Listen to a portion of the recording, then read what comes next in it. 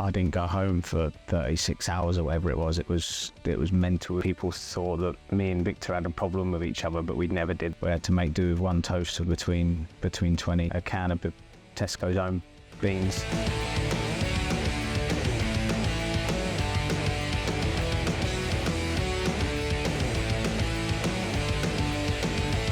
Victor Yokerez was with Coventry. For whatever reason, people thought that me and Victor had a problem with each other, but we never did. It was just a myth. He was completely different to anyone else in the division.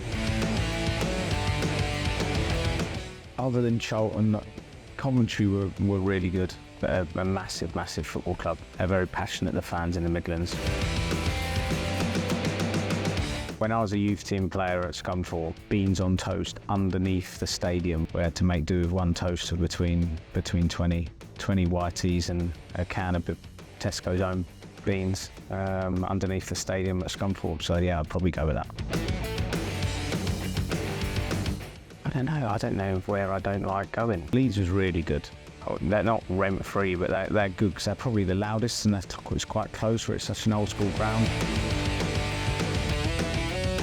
Us at Coventry in the playoff final 2 years ago, we've done so well to get there for one and then to get the game back, and with all the drama that happened with their disallowed goal and then to get to penalties, and the first 10 penalties were incredible, and 11 penalties, and then Thank you was just unlucky that it was him. I've been involved in a game where it was that cold in the dressing room, one of the lads actually cried. I won't name him, but I've had a lad playing men's football that was crying because it was that cold at Accrington Stanley away in that tiny dressing room.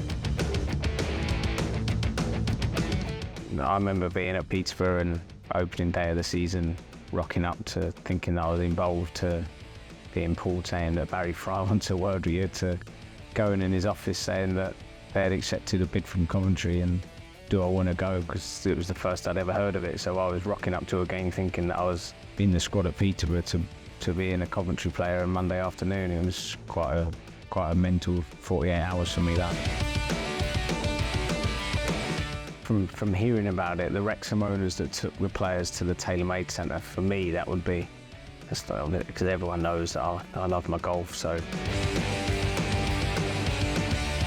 I'm sure it was in the EFL at the time. Was it Ross McCormack at Villa when he couldn't get into training because the electric gates had broken?